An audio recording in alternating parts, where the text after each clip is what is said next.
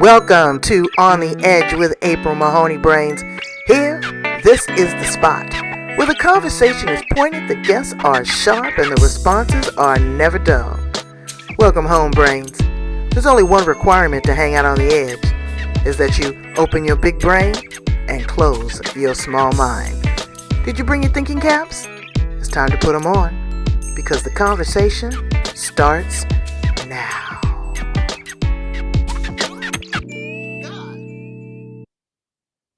So it's 14 days to get something from Amazon in Australia? Sometimes it's good, yeah. Well, that's good to know because I'm telling you, Amazon and Walmart have just taken over the planet. You know, you can't get anything without going to those big box stores.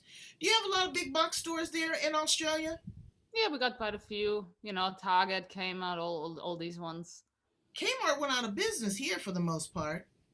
Now Kmart, there's more Kmarts than ever now, suddenly. Wow. Are there still a lot of mom and pops there that are doing business? Yeah. That's definitely. good. That's good because they need to do business too. These big box stores are, it takes the intimacy out of shopping, but it 100%. doesn't take the intimacy out of information. And that's what we have here on the Edge Brains. I was just talking to my guest today, Connie. Connie, pronounce your last name for me. Wladkowski. Wladkowski? Yeah, that's pretty close. Connie Wladkowski. I'm trying to get it right. Now, that's an Austrian name from Austria? It's actually a Polish name, but I'm born in Austria. Wow. Okay, so now how far is Austria from Poland? It's about 2 hours on the plane. Really? What was it like living in Austria? Do you remember? Yeah, it's beautiful. I mean, it's, smaller places than Australia. Obviously, the town I'm from, Graz, 2 hour drive here in Slovenia, 3 hour drive here in Italy. I miss the European lifestyle, just getting around so quick and so easy. And compared to Australia, 2 hours, I'm still in Melbourne, Wow. And it's a different culture. You eat together, you go and get gelato on Sundays, you go for your walk after dinner. It's just really more of a sense of a community. But Australia's pretty cool like that in a way. Is it a community? Well, I wouldn't say so much of a community. I'm living in a suburb, so it's totally different. I think if I'd be living right in the city center, maybe you would have more of a community.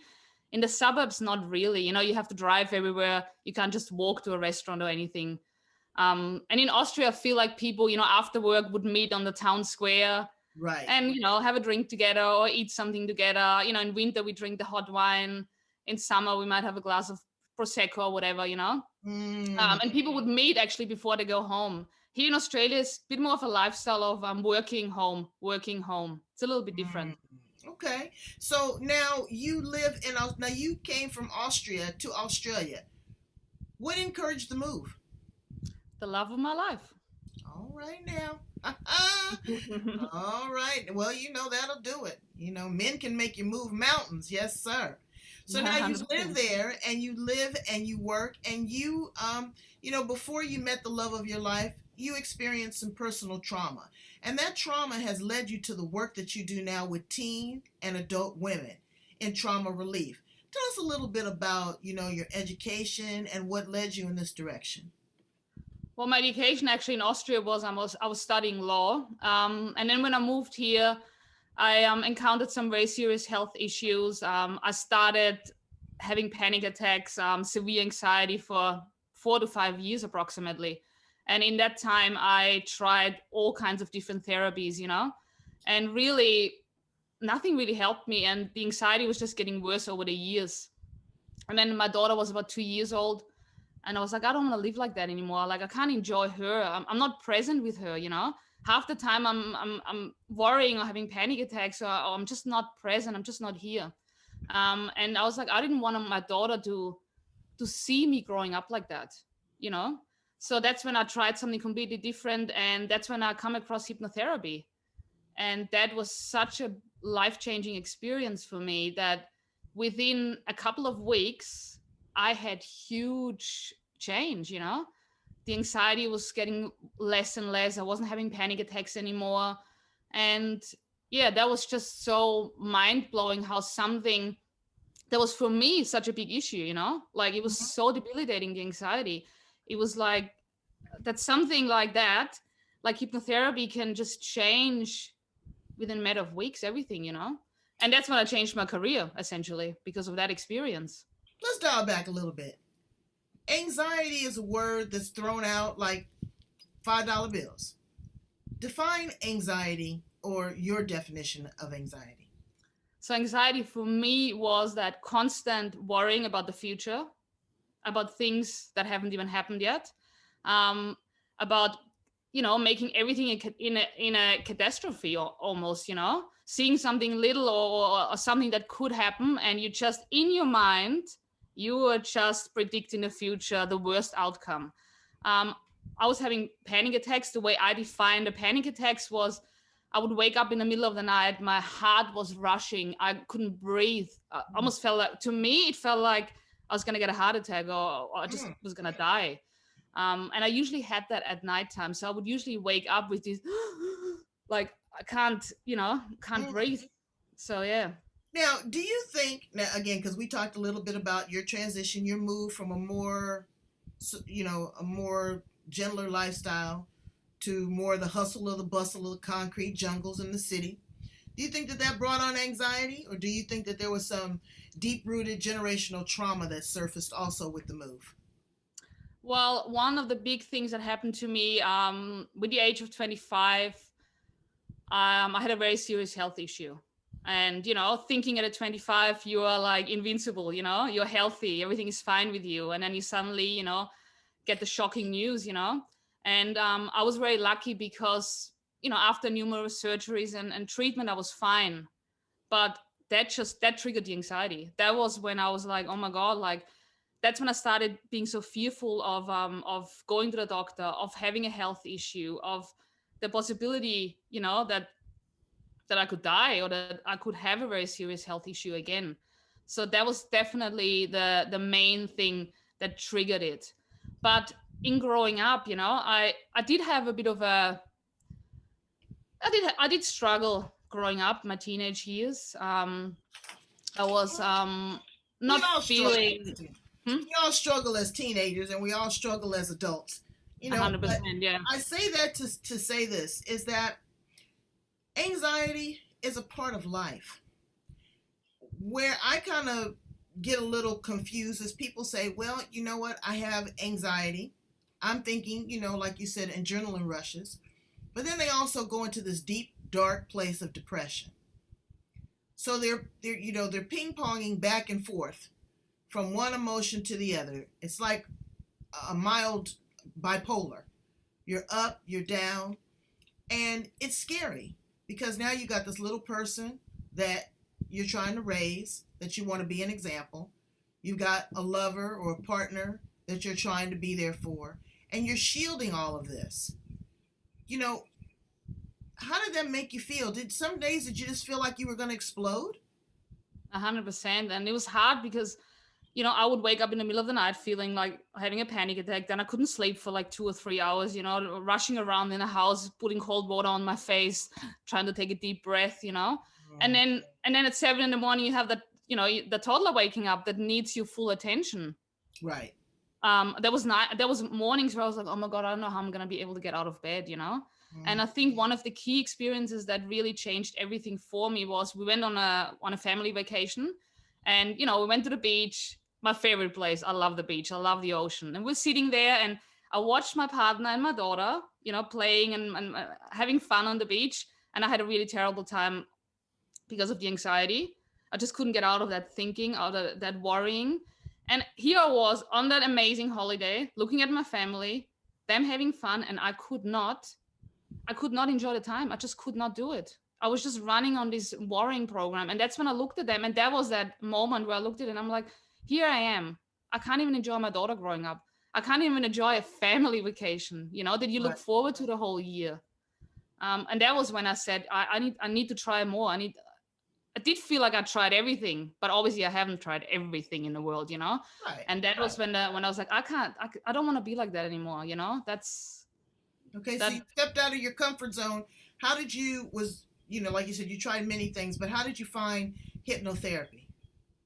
You know, I was just reading online. I was just reading online what could help for anxiety. And then I was like, let's try something that is probably usually not suggested by a GP. Like hypnotherapy is not the first thing that's going to be suggested, more like the traditional therapy, talk therapy, medication, all Right. that stuff is being suggested, and I'm like, let's look for something that is maybe a little bit out there, that's how I just read about hypnotherapy, and I'm like, I've got nothing to lose anymore.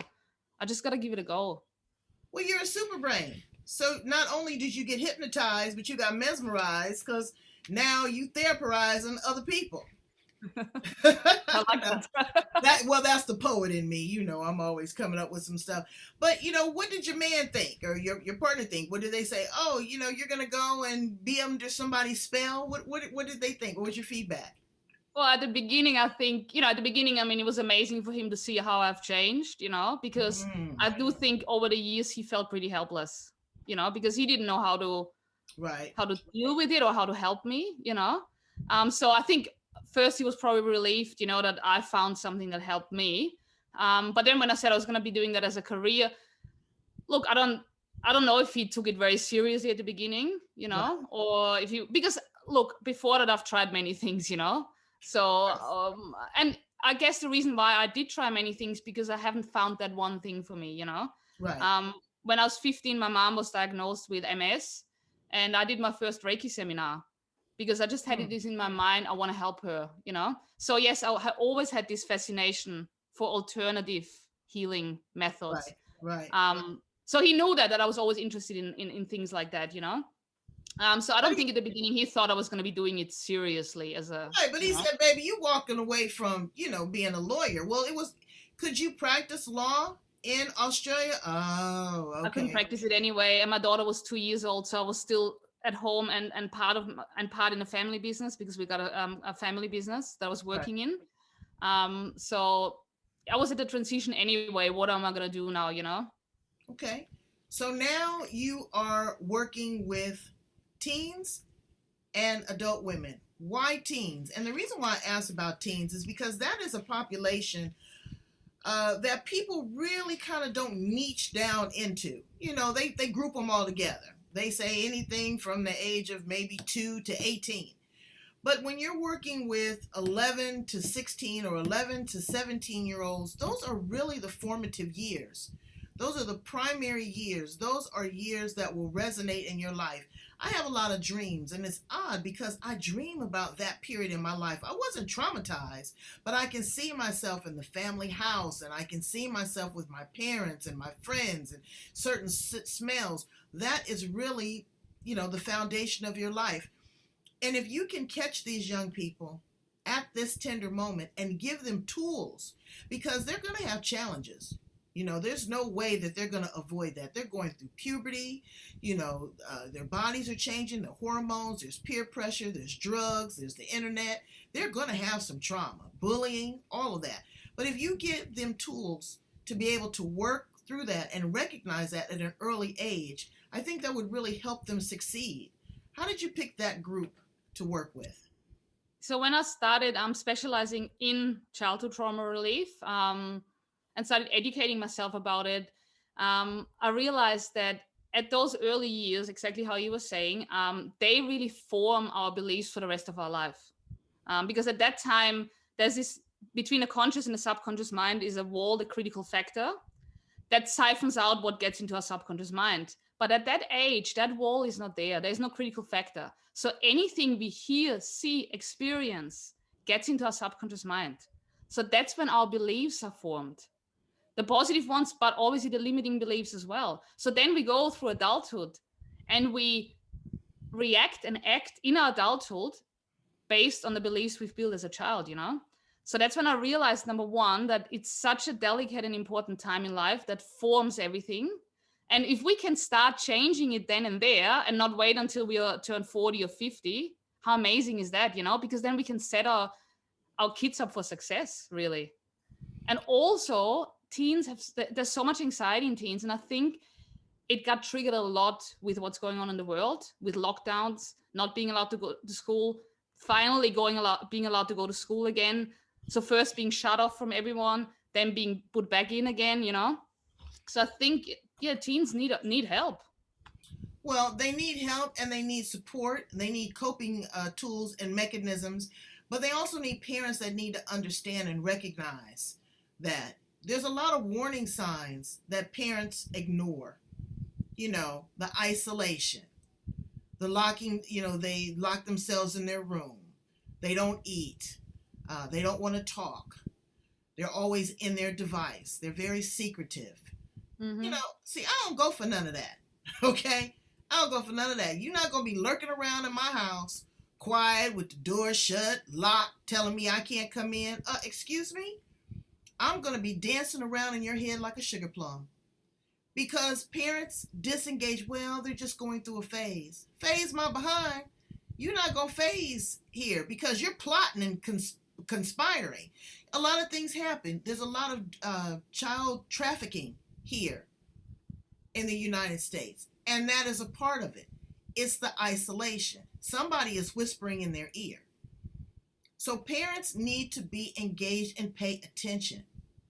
I know my daughter tried to slam the door. I took the door off the hinges. You ain't slamming the door up in here. I'm just like that. I have to get in your head. I have to understand the person that I'm with. I don't want to be too pushy, and I want to be a good listener. Do you find that parents have challenges identifying when their children are struggling? 100%. And you know what? It was in my case the same because my parents didn't know for a very long time how I was suffering when I went to a new school and I had no friends there. I was always in my bedroom by myself, I mean, there was no internet back then. It wasn't like that, like I wasn't, but I was reading books and I was suffering a bit in silence, and then I put on a good act. Oh, I just like reading. I just like being at home. When they would ask, oh, why are you not catching up with your friends? Kids can put on a good act as well, Yeah. Obviously when my parents then realized what was going on, they did everything to try and help me. But I think these days it was different. My mom was at home full time. These days, both parents work as well, and then they come home tired in the evening, dinner, bedtime, So I think that also is a problem why a lot of parents don't recognize what's going on at home. Well, they disconnect themselves. Okay, well here, we were required when I was growing up. I was a latchkey kid. I had a key. I would come home. I knew that I could have my snack. I could rest for a few minutes. You get that homework done. You get those chores done. And then, you can watch TV or whatever. But at about 6:30, 7 o'clock, we sat down at the table. We ate. And we had a conversation. Yeah. And that is what's happening. Is that parents, I'm talking to you. Your kids are kids. They're not grown. And they're not your friends. They're your children. And they are looking to you for guidance, and they're looking to you for support. I remember my daughter told me, she was about 8 years old. She said, Mommy, I want you to know that I watch every single thing you do.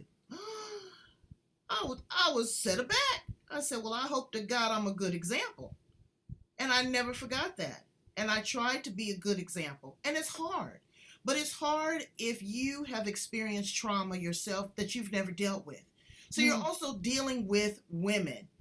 Why did you choose women? Because there's a lot of men too that need help. But why did you focus so much on women?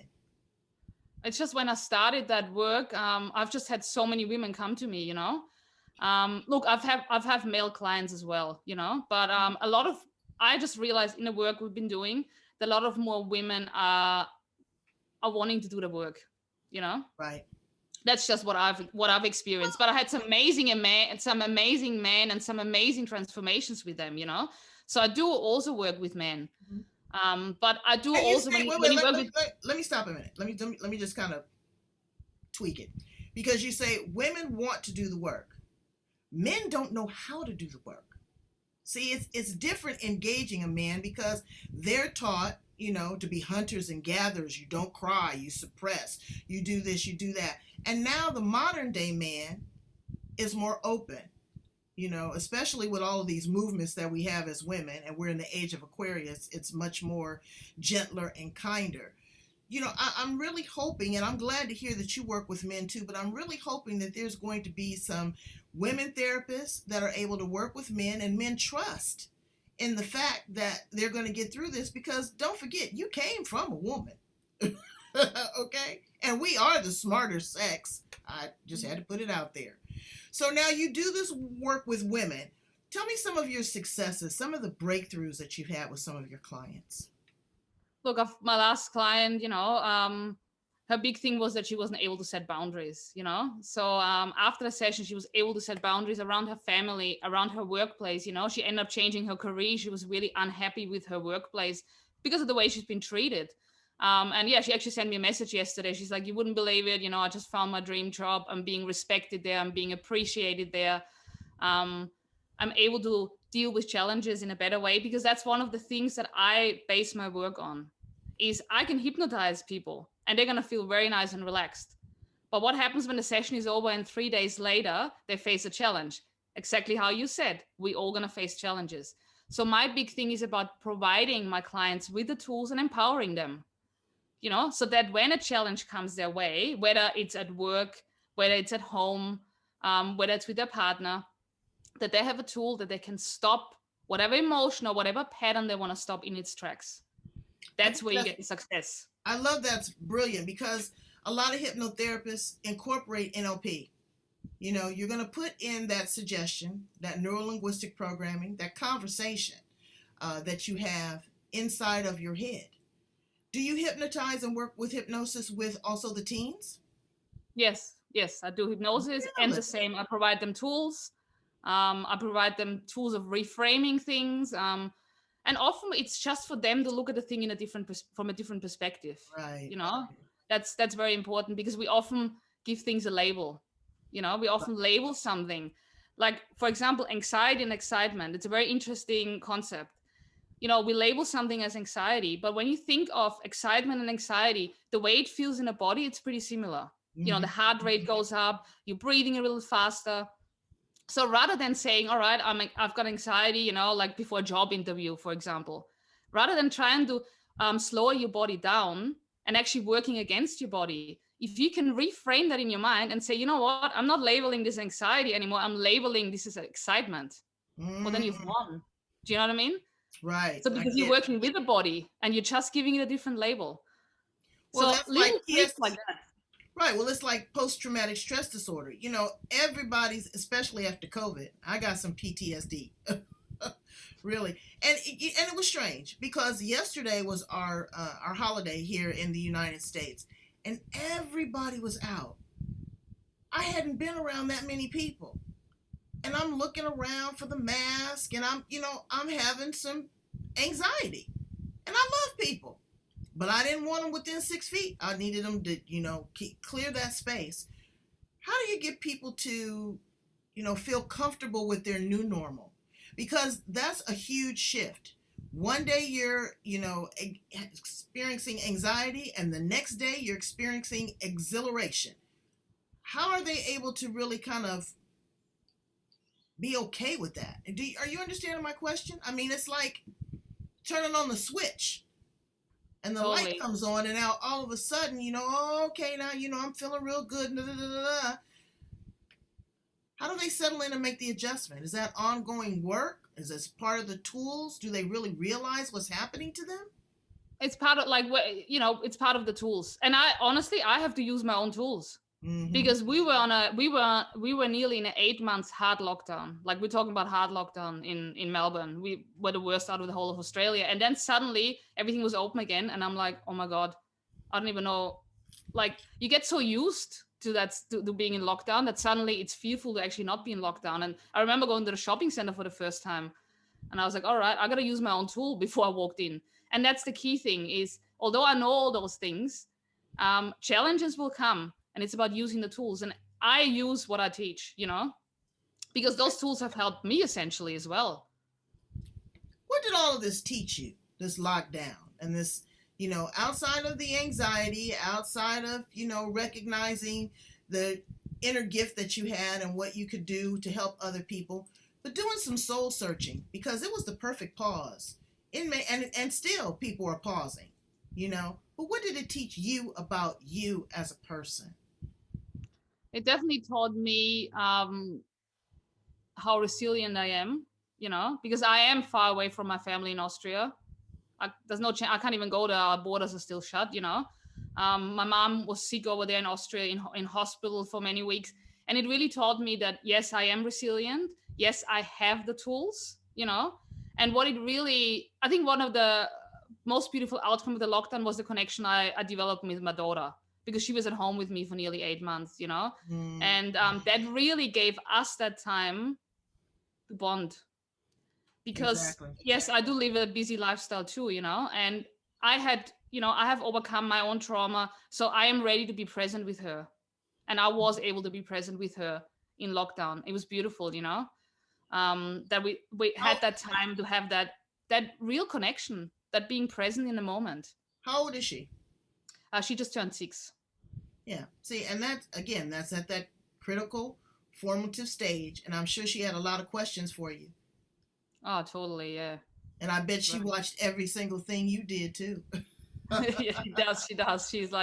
She always sits next to me and pretended she was seeing clients as well, when I'm typing on the computer. Exactly. And again, that's what she's going to remember. I remember I used to play office. I always was a little secretary. I had notepads and all this kind of stuff. And now I look at my desk now and I'm still in that same place. What would you tell a 25-year-old Connie? I would say, don't think that whatever has happened in your past is going to have to hold you back for the rest of your life.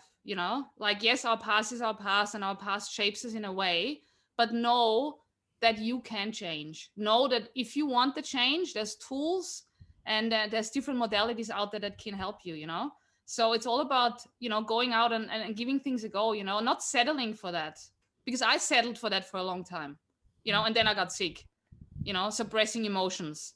I'm not dealing with what's been going on internally, and it doesn't have to come to that point, because unfortunately human beings tend to wait until they reach breaking point for a change. Absolutely. And we don't need to wait to that time. And I also, one thing that I want to bring out there, people have such fear of childhood, inner child healing. I don't know why, but there's such fear around inner child healing, and I just want to encourage everyone, inner child healing doesn't have to be scary. It can be gentle but profound.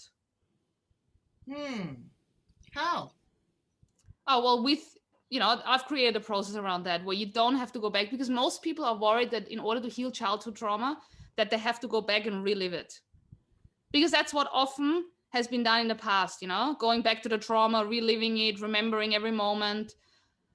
A lot of people don't want to go back there. And you know what? I don't think it's necessary, because at the end of the day, the past and the story is your story, that won't change. But let's have a look where this from the past is affecting you today, and let's clear that up. Exactly. And to be able to use those tools. 100%. What do you want to leave behind as your legacy? I guess just inspiring as many people as possible, that it doesn't matter what struggles they're going through, that there's hope out there and that they can turn their life around completely, and I feel like I have done that in a way, because talk about having panic attacks, not being able to leave the house, to what I'm doing now. And my driving force is the clients. They are my clients. That's why I get out of bed every day. That's why I study more and more every day. That's why I put myself out there, because I just want to inspire people, because I felt so hopeless and I felt so alone, and it's a tough place to be. I totally get it. But I can also see how beautiful it is when you come out of it, Exactly. Well, you are absolutely beautiful, and you have been a wealth of information, and you are very inspiring. So everything that you set out to do, I resonate with you, I believe you, and I trust you. And I know that you can do some wonderful work with other women. Look at those dimples. They're just as pretty. But you know what? And to be authentic, in your message. People use that word too, authentic. And I say it all the time. Everybody can't show up authentic because it's not a good look. But again, if you are who you really are, then you're able to pull back the layers of that onion. And you're going to cry, but again, you're going to saute it and it's going to be wonderful. 100%, like I'm still healing as well. My layers, stuff still comes up. And it's going to come up because it's a journey. It's not, it's not just the destination, brains. It is the journey. And we are going to have to go through this. You've got to feel the fear, yet do it anyway. It's a part of the process. You can't dodge the bullet.